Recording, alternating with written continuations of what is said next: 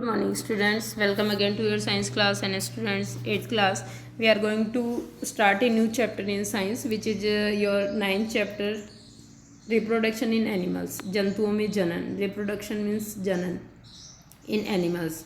So let's see the introduction of chapter. Do you recall the process of digestion, circulation and respiration which you have studied in your previous classes? क्या आपको अपनी पूर्व कक्षाओं में पढ़े गए जो विभिन्न तरीके या प्रोसेस हैं, विधियां हैं किस किस की, जैसे डाइजेशन है यानी पाचन है, सर्कुलेशन मतलब परिसंचरण तंत्र है और रेस्पिरेशन मतलब श्वसन है, इनकी याद है? These process are essential for the survival of every individual. प्रत्येक जीव को जिंदा रहने के लिए प्रोसेस या प्रक्रम आवश्यक हैं. You have also learn about the process of reproduction in plant. आपने पौधों में जनन के बारे में भी पढ़ लिया है या पढ़ चुके हो. Reproduction is essential for the essential for the continuous of a species.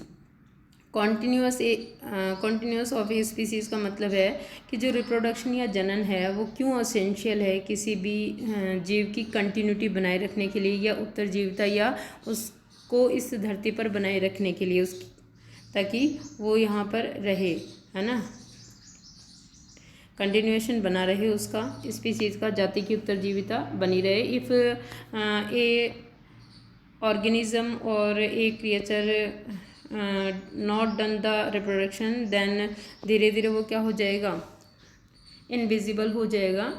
Land से, पृथ्वी से इनविजिबल हो जाएगा, दिखाई नहीं देगा वो, क्योंकि वो समाप्त हो जाएगी उनकी प्रजाति, उनकी जो स्पीसीज़ है वो धीरे धीरे डिस्ट्रॉय हो जाएगी. Imagine what would have happen if organism had not reproduction. सोचो अगर कोई भी जीव जो है वो रिप्रोडक्शन नहीं करता है तो क्या होगा. You will realize that reproduction is very important as it ensure the continuation of similar kinds of individuals. आपको ये यहाँ ये पढ़कर आप ये निश्चित तौर पर कह पाएंगे कि जो रिप्रोडक्शन है वो क्या है, प्रत्येक जाति के लिए बहुत ज़रूरी प्रक्रम है, उसका बहुत महत्वपूर्ण रोल है या वह बहुत महत्वपूर्ण है किसी भी जीव के जीवन में, जनरेशन आफ्टर जनरेशन. क्योंकि रिप्रोडक्शन ही एक ऐसा प्रोसेस है जिसके द्वारा जनरेशन टू जनरेशन या जनरेशन आफ्टर जनरेशन जो है वो ऑर्गेनिज्म और उनकी कंटिन्यूटी जो है वो बनी रहती है. You have already learn in your previous classes about reproduction in plant. आपने अपनी प्रीवियस क्लास में 7th क्लास में रिप्रोडक्शन इन प्लांट्स जो है वो आप पढ़ चुके हैं. इन दिस चैप्टर, इस पार्ट में, we shall learn how reproduction takes place in animals. हम देखेंगे इस पार्ट में कि किस तरह से एनिमल्स में रिप्रोडक्शन होता है. So first of all, modes of reproduction, जनन के प्रकार.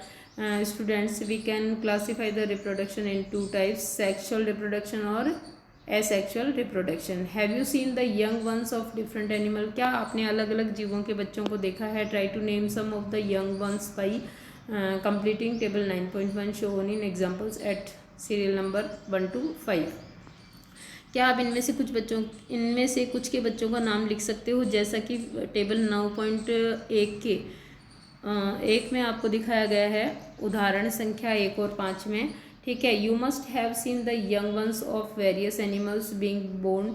आपने विभिन्न जीवों के बच्चों को जन्म लेते हुए भी देखा होगा. Can you tell how chicks and caterpillars are born. क्या आप बता सकते हैं किस तरह मुर्गी के चूजे और कैटरपिलर यानी इल्लियों का जन्म होता है. How are kittens and puppies born. किस तरह से बिल्ली का बच्चा, किटन और पपीज यानी पिल्ले जन्म लेते हैं. Do you think that these young ones looked the same before they were born as they do now. क्या आप बता सकते हैं कि क्या ये जन्म से पहले भी वैसे ही दिखते होंगे जैसे ये अब दिखते हैं? Let us find out. चलिए देखते हैं.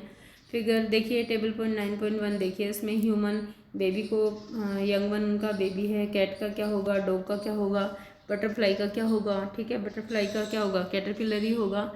और फ्रॉग का क्या होगा, काऊ का क्या होगा. ये आपको काऊ का काफ होता है, आपको पता है. डॉग का क्या होता है, पपीज़ होता है. और कैट का क्या होता है, किटन होता है. ये आपको भरने हैं, यहाँ से टेबल को फिल करना है. ठीक है. Just as in plants, there are 2 modes by which animals reproduce. देखिए, पौधों की तरह ही जंतुओं में भी दो प्रकार का रिप्रोडक्शन पाया जाता है. These are sexual reproduction and asexual reproduction. So students, these are the types of reproduction in animals, sexual reproduction और asexual reproduction. Now we will read about the sexual reproduction. Try to recall reproduction in plants which you studied in class 7. कक्षा 7 में आपने पौधों में जनन के बारे में पढ़ा, उसे याद करने की कोशिश कीजिए. You will remember that plants that reproduce sexually have male and female reproductive parts. आपको याद आएगा कि प्लांट्स में जो है वो दो तरह के पार्ट्स पाए जाते हैं सेक्सुअल रिप्रोडक्शन के लिए. वो कौन से हैं बताइए आप? फीमेल और मेल, यानी नर जनन अंग और मादा जनन अंग. Can you name these parts? क्या आप इन पार्ट्स के नाम बता सकते हो? इन एनिमल्स ऑल्सो, जानवरों में भी, ठीक है. Mails and females have different reproductive parts. जानवरों में भी या जंतुओं में भी मेल और फीमेल में, नर और मादा में अलग अलग रिप्रोडक्टिव पार्ट पाए जाते हैं. लाइक प्लांट्स, पौधों की तरह, the reproductive parts in animals also produce gametes. और ये जो रिप्रोडक्टिव पार्ट्स हैं ये गैमेट्स प्रोड्यूस करते हैं, यानी युग्मक बनाते हैं. That fuse to form a zygote. जब युग्मक जो है फ्यूज़ होते हैं एक दूसरे के साथ में तो जाइगोट में बदल जाते हैं. It is the zygote which develops into a new individual.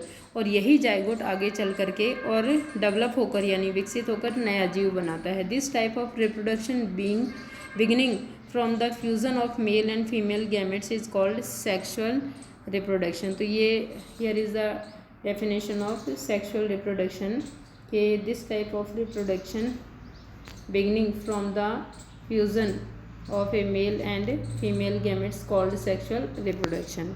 एक ऐसा जनन जिसके अंदर मादा और नर युग्मक जो है निषेचित होकर नया क्या बनाते हैं, युग्मनज बनाते हैं, वो सेक्सुअल रिप्रोडक्शन या लैंगिक जनन कहलाता है. Let us find out the reproductive parts. चलिए रिप्रोडक्टिव पार्ट्स देखते हैं हम लोग in humans and study the process of reproduction in them. चलो ह्यूमन में यानी मानव में रिप्रोडक्शन पार्ट्स देखते हैं और किस तरह से जनन होता है उसके बारे में पढ़ते हैं. सबसे पहले है male reproductive organs. The male reproductive organs include a pair of testis. देखिए नर में रिप्रोडक्टिव मेन जो रिप्रोडक्टिव ऑर्गन हैं दो वृषण हैं, ठीक है. सिंगुलर क्या कहेंगे? टेस्टिस यानी वृषण.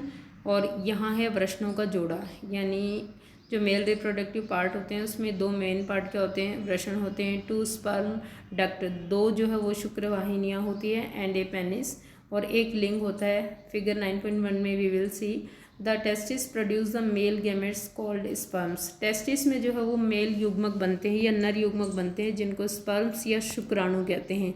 Millions of sperms are produced by the testis, है ना. और लाखों शुक्राणु जो है वो वृषणों के द्वारा उत्पन्न किए जाते हैं. Look at figure 9.2 which shows the picture of a sperm. 9.2 में, फिगर 9.2 में एक शुक्राणु की पिक्चर दिखाई गई है. दो sperms are very small in size. Sperms जो हैं यानी शुक्राणु है वो बहुत सूक्ष्म होते हैं आकार में. Each has a head, a middle piece and a tail. और प्रत्येक में एक सिर, एक मध्य भाग और एक पूंछ होती है. Does it appear to be a single cell. क्या यह है एक एकल कोशिका के समान दिखता है? Indeed each.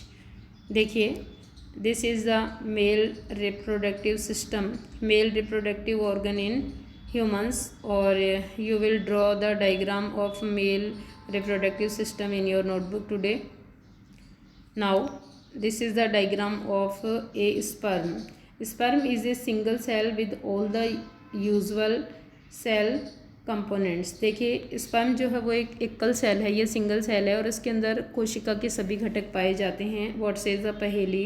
What purpose does the tail in a sperm serve. कि स्पर्म की जो पूंछ है वो किस काम आती है? The next reproductive system is a female reproductive organs और female reproductive part system. The female reproductive organs are a pair of ovaries. Female reproductive system में या मादा जनन तंत्र में एक पेयर यानी एक जोड़ा ओवरीज या अंडाशय होते हैं. Student, this part is called ovary. तो दो ओवरीज होती है यानी एक पेयर ओवरीज का, और ओविडक्ट यानी वाहिनियाँ, फैलोपियन ट्यूब कहते हैं जिसको. This structure is fallopian tube. देख रहे हो अब ये जो है वो ये फेलोपियन ट्यूब्स हैं 2। एंड द यूट्रस, और ये वाला जो भाग है वो है uterus. Figure 9.3 the ovary produces female gametes call ओवा या एग। जो ओवरी है अंडाशय है उसमें जो फीमेल गेमेट है मादा युग्मक है जिसको एग या अंडाणु कहते हैं वो बनता है। फिगर 9.4 में देखेंगे in human beings a single matured egg is released into the oviduct by one of the ovaries every month. Human में या मानव प्रजाति में मादाओं में हर महीने किसी भी एक ओवरी के द्वारा एक परिपक्व अंडाणु जो उत्सर्जित किया जाता है अंडवाहिनी में। Uterus is the part where development of the baby takes place. और यूट्रस या गर्भाशय वह भाग है जहाँ पर बेबी का डेवलपमेंट होता है या शिशु का विकास होता है। Like the sperm and egg is also a single cell. और शुक्राणु की तरह जो एग है वो भी एक सिंगल सेल है। देखिए ये देखिए आप, या ह्यूमन ओव्यूल अंडाणु है ये। What says the buzo? Buzo recall that the size of egg in animals varies.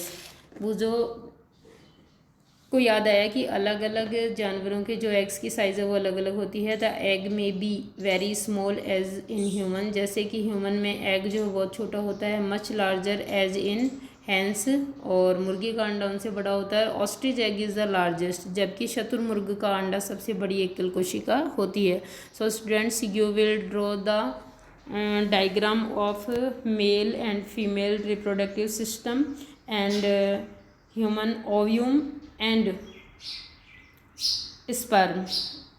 Label diagram आपको बनाने हैं एंड आपको इनके साथ में जो है वो इनका डिस्क्रिप्शन भी देना है, यानी इनका वर्णन भी करना है कि फीमेल रिप्रोडक्टिव जो ऑर्गन्स हैं वो कौन कौन से हैं, मेल रिप्रोडक्टिव ऑर्गन्स कौन कौन से हैं, और लेबल डायग्राम बनाने हैं आपको from this video. Okay students, your next topic in your next video on tomorrow.